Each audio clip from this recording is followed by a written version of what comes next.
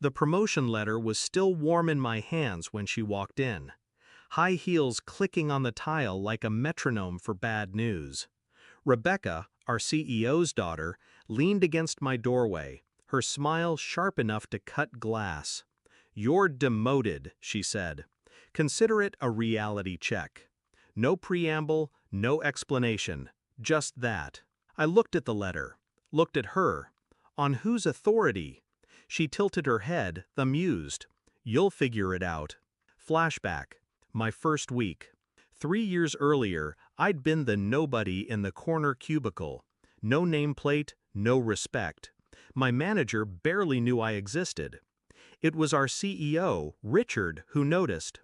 He called me into his office after a presentation where I'd been quietly fixing everyone else's mistakes in real time.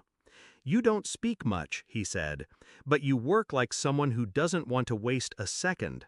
From then on, he trusted me with accounts bigger than my title deserved.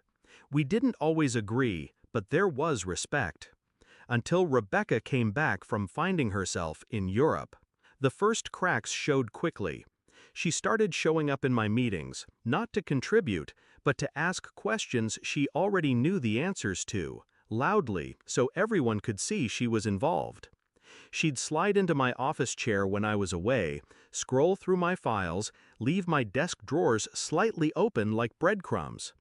Clients I'd nurtured for years started getting calls from her, casual check-ins that somehow turned into offers to move their contracts under her personal oversight. Still, I stayed quiet, watched, waited. The promotion changed everything. It was official, senior account director.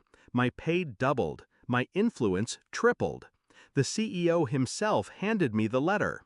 Rebecca wasn't in the room. I should have known that was the problem. By the time she showed up in my office that morning, the paperwork was already filed. But titles, I'd learn, mean nothing when your enemy sits at the dinner table with the man who signs your checks. I went to HR. They smiled like it was all a joke. "Rebecca's just passionate. Best to stay on her good side." I left their office without a word. Because in that moment, I understood something important. This wasn't a professional problem. This was a family game. And you don't beat family by following their rules. The plan started that afternoon. Step 1. Move every single valuable piece of my work off the company servers. Contracts, performance reports, client histories. Copied, encrypted, stored. Step 2. Strengthen every client relationship with me, personally. Lunches, late-night calls, free advice that wasn't billable but solved their problems instantly. Step 3. Find the cracks in Rebecca's armor. It didn't take long. She liked attention more than she liked follow-through. Within a month, she'd neglected 2 major accounts. By the second month, one of them was openly shopping for a new agency. I made sure they knew exactly where to find me. 4 hours after Rebecca's little power play, I had my exit ready. I handed in my resignation to Richard directly. Calm, professional, no hint of the storm underneath. He didn't even look up from his desk. "I'm sorry to hear that." But Rebecca looked up. She was leaning against the wall, watching, expecting me to beg. I didn't. I turned and walked out. By 3 p.m., the first call came. A client, angry. Their account manager, Rebecca, hadn't answered in a week. Could I help? I told them I wasn't with the company anymore, but if they wanted, I could arrange something privately. By 5 p.m., I'd spoken to 6 clients. By 9 p.m., the missed calls started stacking up. 40, 50, 96 before I went to bed. The confrontation came 2 weeks later. I was in my new office, small, quiet, mine, when Richard walked in unannounced. He didn't waste time. "You took half our top accounts." I set down my pen. "I didn't take them. They called me." "Rebecca says you poached them." She would. I slid a folder across the desk.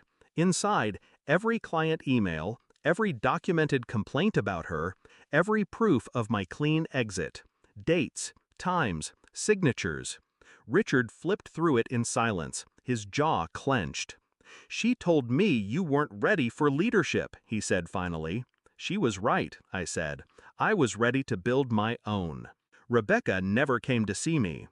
I heard through mutual contacts that 2 of her remaining accounts dropped in the same week. She started showing up late, then not at all. 3 months after my exit, she was pursuing other opportunities.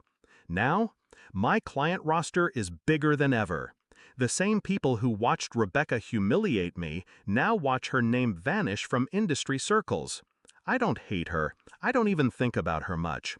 But every once in a while, when my phone rings late at night and a new client says, "We heard you get things done," I remember that morning.